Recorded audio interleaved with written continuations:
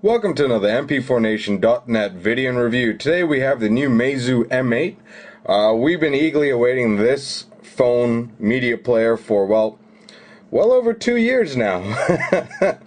And this phone's gained a bit of reputation even before it came out as being the biggest iPhone clone around. Well, you can watch this video review and you can make your own judgment on that. Anyway, here's the player itself. It's very sleek, very lightweight, very thin. It has a plastic back with a removable battery. It takes one SIM card. It's a it's a dual band phone. It was originally slated to be a quad band phone, but now it's a dual band phone. Won't work in America, will work in Europe, China, certain places in Asia. It has a 3-megapixel camera, 3.2 megapixel camera, if I believe right. It's very good, very clear, very crisp. Not at all disappointing. It has a built-in loudspeaker. It's very loud, very crisp, and very clear. And up here's the on and off button. Here's the play pause button, volume buttons to the side, and your return button here. Well, your universal return button. Here's basically the whole screen where after your phone goes on lock. I'm going to just do a very general overview of this entire phone. Only got 10 minutes. I'll do more video reviews showing different functions more in detail at a little bit later time. Anyway, here's a whole screen. To unlock it, you basically drag the little icon to the middle. There's these 4 other icons. This one's for contacts, this one's to the direct dialing pad, and this one's to your SMS messages and stuff. Whichever you drag to the middle, it'll take you directly to that function. So this was just to the general home screen. And as I said, it does have a 3.2-inch capacitive touchscreen. The screen is actually very sensitive, very nice, very comparable to an iPhone touchscreen, that's for sure. It has all your basic functions that you would expect on this type of phone. Your calendar, your internet, the web browser is very good. Unfortunately, I can't get GPRS to work on this. The firmware right now has a little bit of a bug where it won't automatically take network settings, and I haven't been able to properly input my GPRS settings. Good news was that this phone came with Wi-Fi enabled, and I was able to try out the browser and the Starbucks with Wi-Fi. So it works very well, fast also, might add. It has an email where you can set up your own POP3 account, for receiving and sending emails. A music player, and of course, Meizu started out as a portable media player company. Their last player was M6, which was released well over 2.5 years ago.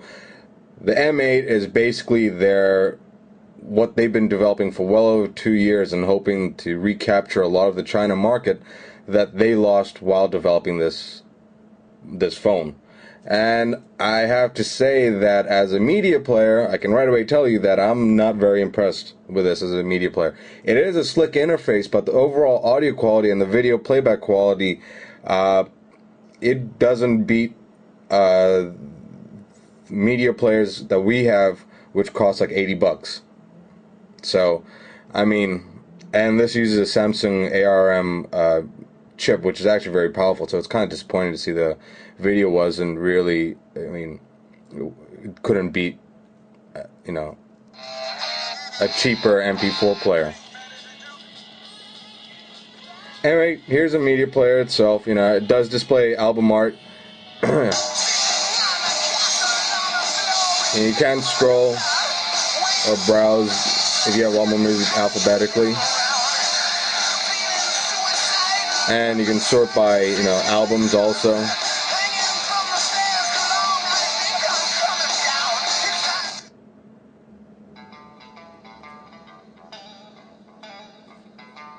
And there's lyrics, it would show lyrics. You can also rate the songs. Ooh. You can also add it to a playlist. You can build a playlist. You can create a new playlist, or add it to a current playlist. So that's always a nice feature that's always been missing from Chinese MP4 players. And here you can even edit the ID3 tags. Change the cover art if you want. Equalizers, I will be honest, equalizers are not very good. I think it might be a firmware issue, which I really hope will improve with updates, but right now the equalizers you get off like a rock chip player, like on our Nationwide S-Flow, make the audio sound better than what you get out of this. However, the loudspeaker is fantastic on this. I will give it that. And you can limit the overall volume if you want. And you can output the audio to a Bluetooth headset too. So anyway, let's just quickly move on. Your video, as I said, the video, it's not it's as good as our what we have called rock chip players, which play the RK2706 chipsets. But you know that chipset came out a year back and cost, well, literally a quarter of what this goes for. So overall, I can't say I'm fantastically, I'm not at all impressed actually with the video playback quality, and it's got really crap resizing. I mean, here's a non-resize, resize it, and you got a lot of the screen cut out. I mean, cheap MP4 players can do a better job than this. So I mean, that's pretty disappointing. As far as a media player goes, it's not very good. It's pretty much kind of, to me, it's a disappointment seeing how they took 2 years to develop this, and they were a portable media company that was really leading the market when they had the M6 out 2 years ago. This, as a media player, it fails. I mean, the new players that you run on the higher resolution screens, the CC1600 chipsets, I mean, they can knock the pants out of this, and literally cost 1/3 of the price. So can't really be recommending this for as a media player. Anyway, I accidentally clicked the camera.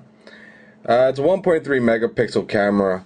What can I say about that? It's good quality. You can use it to take pictures of people too, if you want to use those pictures as for your contacts. Let me just show you the photo album. The screen is nice, I will give it that. Has nice viewing angles, and it does auto rotate too. Ooh.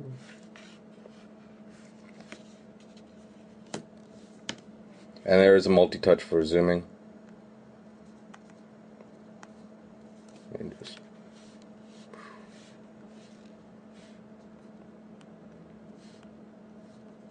easy to pan around.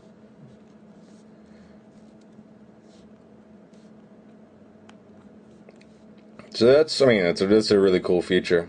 I mean, not that it's unique, but Meizu did a good job there.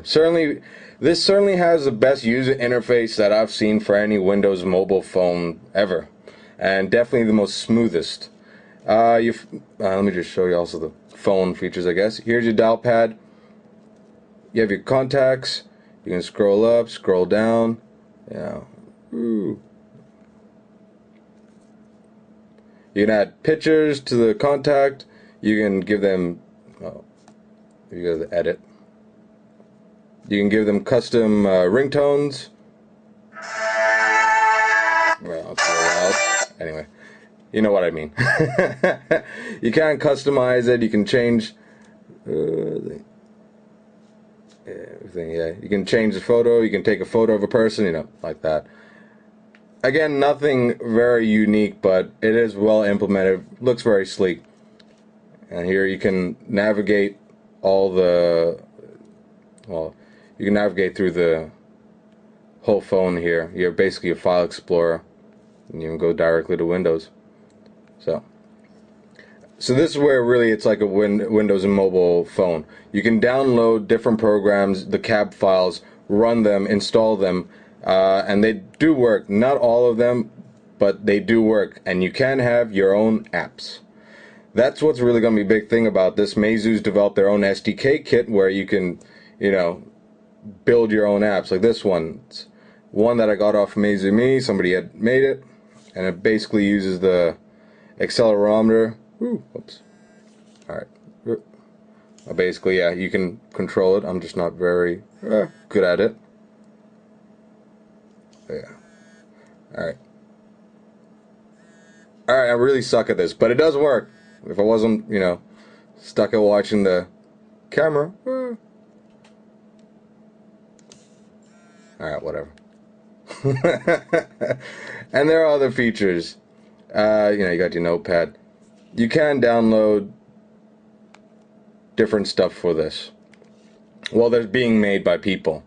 And one of the things you're going to see, because, well, there's no intellectual property rights in China, those really cool Apple apps that you've seen on the App Store, you're probably going to see a lot of people in China making their own and releasing them free to be used on the M8. Anyway, this is just a very, crash course review of the M8.